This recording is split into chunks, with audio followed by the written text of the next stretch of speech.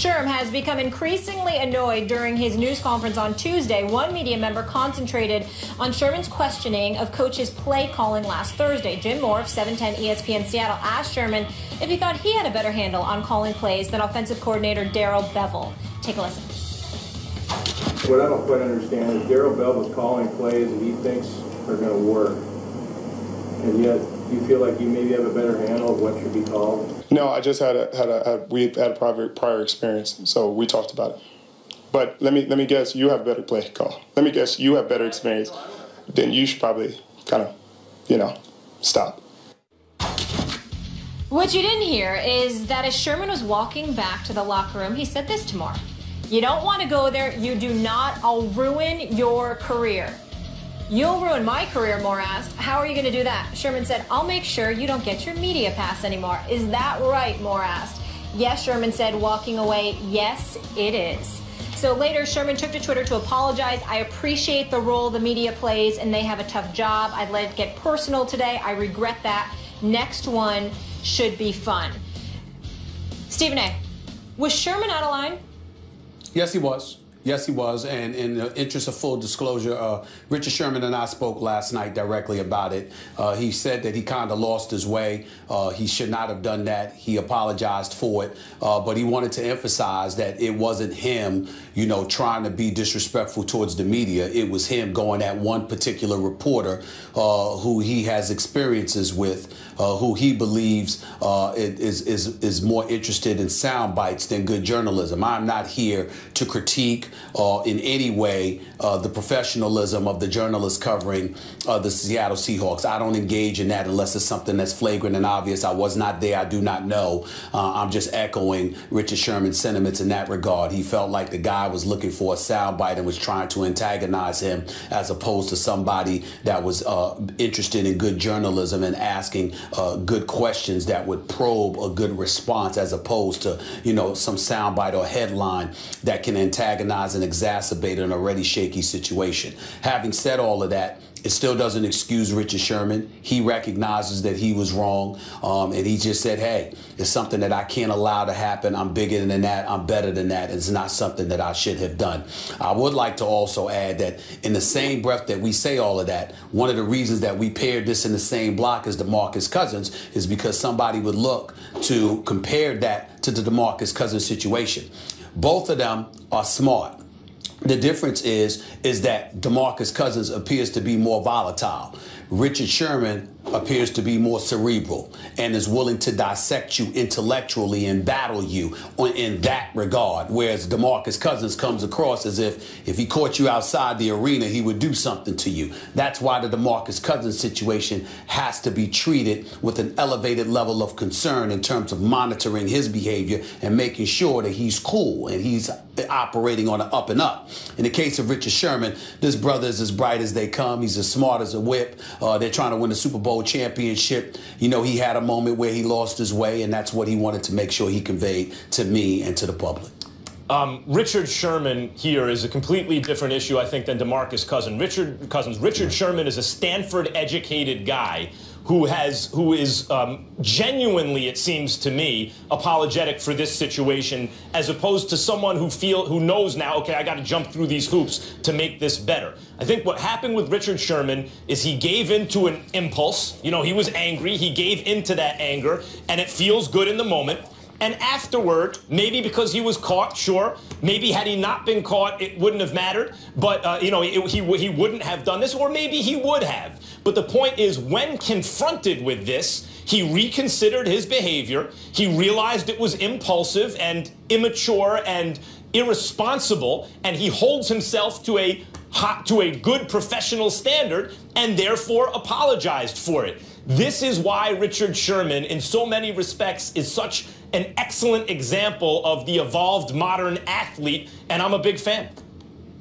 You should be a big fan, but I wanted to piggyback off of something you said. Not that you said anything wrong there, Max. I just wanted to, just for the purposes of some of the audience out there, the kinds of folks that I communicate with on a daily basis. Let me tell you something right now. Yeah, Richard Sherman is from Stanford, and that definitely is worthy of being mentioned, considering the fact that he's from the streets of Compton. And also in the same breath, I don't give a damn where DeMarcus Cousins is from. You've got to monitor yourself and exercise control. You can't bring the streets to a professional environment. There's no place for that, and we need to say that. In terms of Ivy League, not that Stanford, Stanford is Stanford, and DeMarcus went to Kentucky. Well, hell, you went to Columbia. I went to an HBCU known as Winston-Salem State University. Explains why you lose all these debates. Well, it doesn't. That actually, you got a lot more explaining to do than I do. I mean, you come from Columbia, which is an Ivy League school, and you getting your butt waxed by an HBCU alum every day. I'm only allowed to use half my brain on this show. I didn't tell you it's in the contract. You know what? Is behind my back. What the problem is you're usually using too much of it instead of being simplistic. You may have a but point. that's the whole deal. But here's the deal. In the end, in all seriousness, what it comes down to is that I just feel it's important that DeMarcus Cousins has a bright future, man. This dude can be a superstar in this league. I want this brother to succeed. But you can't act the way that he's been acting. He may have been wrong sometimes. Like he said, some of it's going on. It's ridiculous. But what DeMarcus Aldridge has to accept is the fact, DeMarcus Cousins has to accept is that he's brought some of that on himself. Because of his chirping, because of his talking, you've got the officials monitoring everything he does. He's done that. I brought up Stanford and the fact that Richard Sherman went there and everything, but you're right. Like, let's leave education or pedigree out of this for a second. Right. Even had DeMarcus Cousins gone to Stanford, there are some people you look at, I don't care where they're from, where they went to school, whether they're from the streets or not, whatever, you go, that's a live wire. There's something about their personality, they're live wires. DeMarcus Cousins is a live wire. I understand he values loyalty. I have had an interaction where he came on Sports Nation a year or two ago, whatever it was, 2 years ago, and I liked him. He was, I don't think he's a bad guy from what I could observe or interact with him, but he's a live wire, man. You see it. And he's got to get that under control, or someone does. And it's for his own good, because otherwise that level talent, which is rare, will be wasted. All right, that'll do it. Coming up next, LeBron. Notice, Molly, how nice I am. I'm letting Max have the last word today. I realize that's so I didn't know. I was like, I'm going to take it, get to this next debate. It's so important to him. I wanted him to have the last word. He did final take. Now he's the man. He wants to be the closer. So I want him to have that. You see what's going on, right? Yeah, Mariano Rivera right here to my left. I'll let him have it. I thought you were at a loss for words. From now on, play Enter Sandman, okay? Can we get the rights to Enter Sandman when I talk? No. In the final minute of the Kings' win over the Trailblazers, when he picked up a second technical foul after he appeared to spit or throw his mouth guard at the Portland bench. However, officials rescinded the tag after determining that he did not throw his mouthpiece, and he re-entered the game, finishing with a season-high 55 points. Here's reaction after the game. It's ridiculous. It's obvious what's being done out here. It's on a nightly basis. I hope the world can see now what's really going on out here, because it's getting ridiculous. It's really ridiculous. But did it come out of your mouth accidentally? Is that what happened? Yes, man. This is ridiculous, man. I know what their game scheme is every night. They're hyping up their big man over there. He thinks he's a stopper. It's not happening. From my vantage point, I thought that he taunted our bench, and as he was taunting our bench, the mouthpiece flew out. The referee asked me if it was his mouthpiece. I said that it was. Then he asked me if he threw it, and I said no, he didn't, and that's why he came back. It came out as he was yelling at our bench. His mouthpiece flew out. Whether it was intentionally spitting it out or not, I don't know. I can't tell you what he said, but and before I say this has zero to do with the referees. It has everything to do with him. He deserved to be out of the game for what he did. His antics are over the top. He's disrespectful. I don't know that he spit his mouthpiece at me, but his mouthpiece came out of his mouth when he was screaming and yelling at me, and it was right next to me. All right, Boogie certainly delivering on the court, but obviously he remains to be a headline off the court as well. Stephen A., should the NBA be concerned about DeMarcus at this point? Yes, they should. They should be concerned about him, and I don't say that with any pleasure. I genuinely like DeMarcus Cousins. I think he's the best big man in the game. He's averaging 29 and 10 over the last 3 or 4 years. This dude has averaged 22, 24, 26.9. He's averaging 29.3 points per game this year. He is the best big man in basketball. DeMarcus Cousins is a star big man. This dude can be a superstar, but he's got to get his head on straight. This is a guy that's incredibly temperamental, and he's got to find a way to reel himself in and get himself under control. He might be right in terms of that particular situation where he was talking and a mouthpiece came out of his mouth as opposed to him spitting out his mouthpiece. Even his opponent acknowledged that he was talking to him, and while he was talking smack and what have you, the mouthpiece came out of his mouth. He didn't say that DeMarcus Cousins spit it out of his mouth. The flip side to it is that there are a lot of instances where DeMarcus Cousins has found himself in trouble. Most recently, you're sitting there and you're literally threatening a reporter because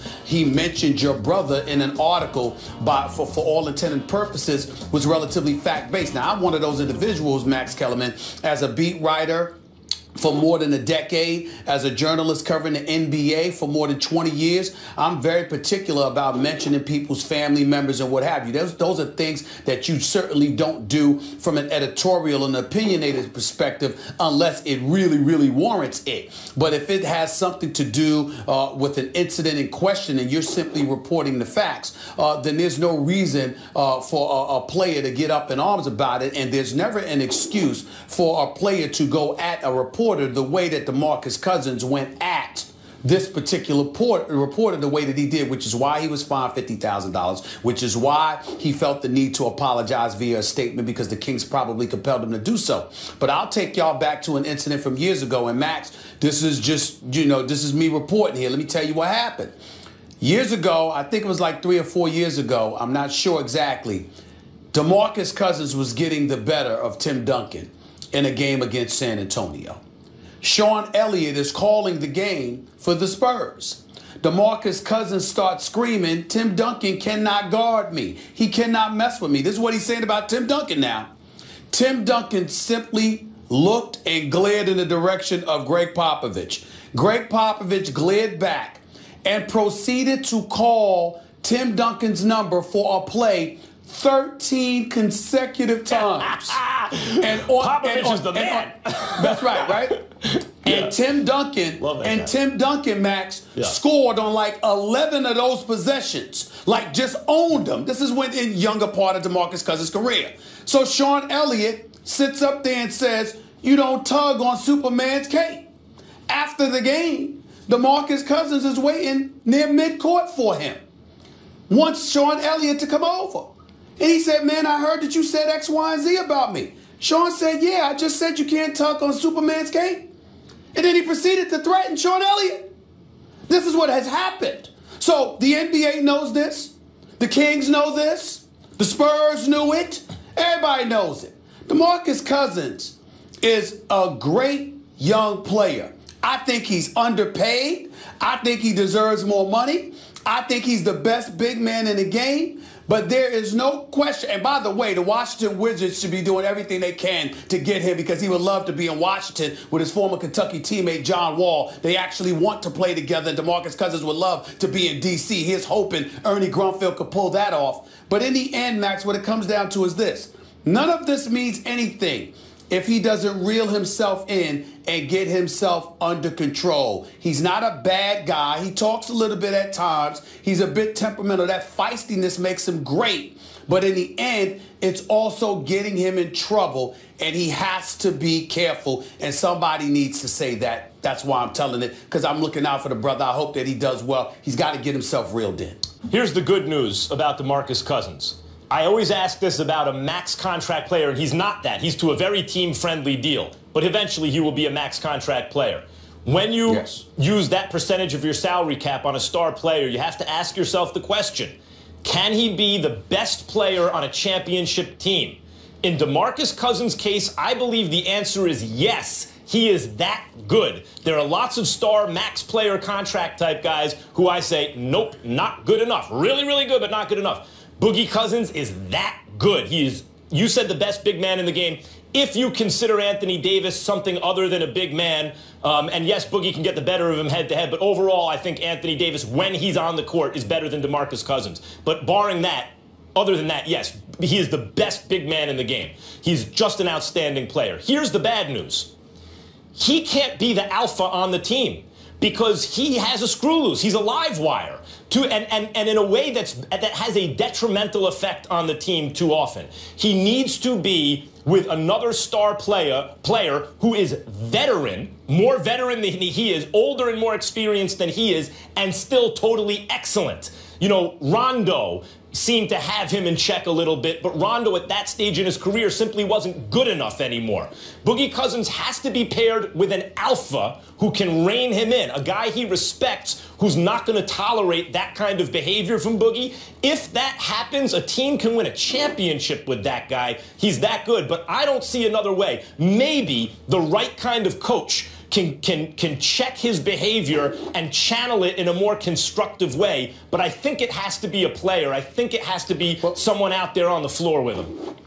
Well, it's a couple of things I want to address here. First of all, in terms of being that dude, it's not because of his behavior. The biggest reason he can't be that dude is because of the way the game has changed. You got to remember, years ago it was man-to-man. There were no zone principles implemented. But since the zone principles have been implemented, the big man can't be the dominant force that it once was. And that's what you have. Is that, you know, you got stretch fours that obviously can make some noise. Boogie can do it. Boogie's special, just like Karl Anthony Towns is special because they can step away from the basket and make noise. So I'm not saying they won't get their numbers, Max. I'm saying they can't be the alpha dog for your team because the way the game is presently constructed, with it being guard-oriented and perimeter-oriented, as a result, even though Boogie Cousins is big time, he can't be the dominant presence. The franchise, your franchise player itself can't be the big man because of the new rules that were implemented by the NBA in order to facilitate the influx of more European players. I hear that because point, they want Stephen to globalize the brand. I hear that point. I think there are some players, for example, if Shaq were in his prime now, the rules don't favor him. They favor a different style of play. If Shaq was in his prime, he would still be immediately one of the 2 or 3 dominant forces, you know, along with LeBron in the NBA. Boogie Cousins, in my view, is so good that in spite of the rules changes, he could still be the best player on a championship team if he could get the other stuff in check. Yeah, what I mean by it is that he could be the best player on any team, but it's not going to win you a championship if that's you need your other guy, stuff too. Because of the way you need other stuff. That's all I mean by that. Now let's get to the other parts that you were talking about, because when we look at his personality, him being a bit temperamental, I don't believe a great coach is going to do it. George Karl was a great coach. You know what Boogie Cousins did? When George Karl walked up to him, Boogie Cousins got up and walked away. Why? Because this brother, he's streetwise, he's got that temperament, and he's got a real aversion to you being two-faced and phony in any way. If you can't be real with him and straight up in every way, he has no regard for you, no respect for you. And not only that, he's averse to authority in some degree. Where he comes in and can get checked and humbled in a positive way is when he's on the court with somebody he's playing with who's at an elite level, but also somebody he trusts, which is why I mentioned Washington, because John Wall is big time. John Wall is a genuine good guy. He can ball, and more importantly, he can get in Boogie's face, and Boogie's not going to want to beat him up. You see what I'm saying? Yeah, that's the problem. That's why I brought up. And he has love for him. That matters. That's why I brought up being on the court with an alpha that he respects may be the answer here, because otherwise, Boogie is just a bully. You know, you don't want to be that guy. You don't want, and he's done it with teammates. He's done it with coaches. He's done it with management. He's done it with a reporter now, with the press. And when he apologizes for it, it doesn't seem to me to be genuine. It seems to me that he's jumping through the hoops he needs to jump through because there was universal criticism of him trying to silence or intimidate a member of the media. So I don't think it's good for him. I don't think in the long run he'd like to be a bully. I hope he wouldn't. And I don't think it's constructive in terms of ultimately what he accomplishes in his career. We'll leave it there. We are staying with the association for our Twitter poll today. LeBron passes Moses Malone for 8th all-time on the NBA scoring list, which got us thinking, is LeBron a top 5 player all-time? Go on Twitter and vote. You don't want to miss that a little later in the show.